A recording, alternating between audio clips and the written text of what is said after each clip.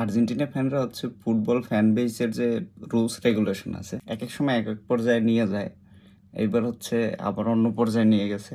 এরা এতদিন বলতো ক্লাবে কে আর্জেন্টিনা কে ব্রাজিল এগুলো দেখার বিষয় না, ক্লাবে হচ্ছে যার যার পছন্দের ক্লাব করবে। যেমন আর্জেন্টিনা ফ্যানরা হচ্ছে মেসির ওই থেকে বার্সেলোনার সাপোর্ট করে, সো সবাই বার্সেলোনার সাপোর্ট করবে। বার্সেলোনায় যদি সব ব্রাজিলিয়ান খেলে তারপরেও বার্সেলোনা সাপোর্ট করবে। এখানে হচ্ছে ব্রাজিল আর্জেন্টিনা মানে বিষয়টা টানার কোনো প্রয়োজন নাই, কেননা ইউরোপে তো হচ্ছে অনেক আগে থেকে ব্রাজিলিয়ানরা ছড়াই ছিটানো।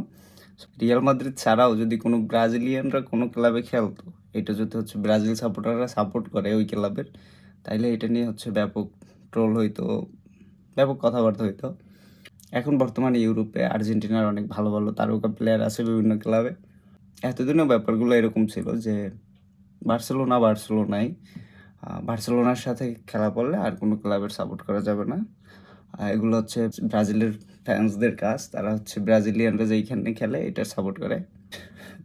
হঠাৎ করে হচ্ছে তারা রুলস রেগুলেশন সব গোলাই ফেলাইছে। এখন হচ্ছে কি করতেছে, বার্সেলোনা নাকি ইন্টার মিলান এইটা নিয়ে হচ্ছে ব্যাপক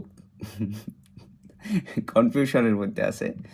অনেকে তো ওপেনে ইন্টার মিলানের সাপোর্ট করতেছে। এর পিছনে যুক্তি হচ্ছে কোপা আমেরিকায় লিওনেল মেসির কান্না বন্ধ করছে লাউতারো মার্টিনেজ গোল কইরা ফাইনালে। এখন যদি লাউতারোর সাপোর্ট না করে মানে ইন্টারের সাপোর্ট না করে, তাইলে তার সাথে বেইমানি করা হইবে। সো সেই অনুপাতে ইন্টার মিলান করতে হবে। আর এক দল হচ্ছে বলতেছে না বার্সা করতে হবে। আর আর্জেন্টিনার সাপোর্টারদের মধ্যে যে সুযোগবাদী একটা দল আছে, এরা হচ্ছে এখনও ওপেনে বলতেছে না যে আমরা হচ্ছে কার সাপোর্ট করি। এরা হচ্ছে ম্যাচ জেতার পর ইন্টার জিতলে বলবে লাউতারোর দল জিতে গেছে, আর বার্সা জিতলে তো তারা বার্সেলোনারই সাপোর্টার। এই হচ্ছে বিষয়।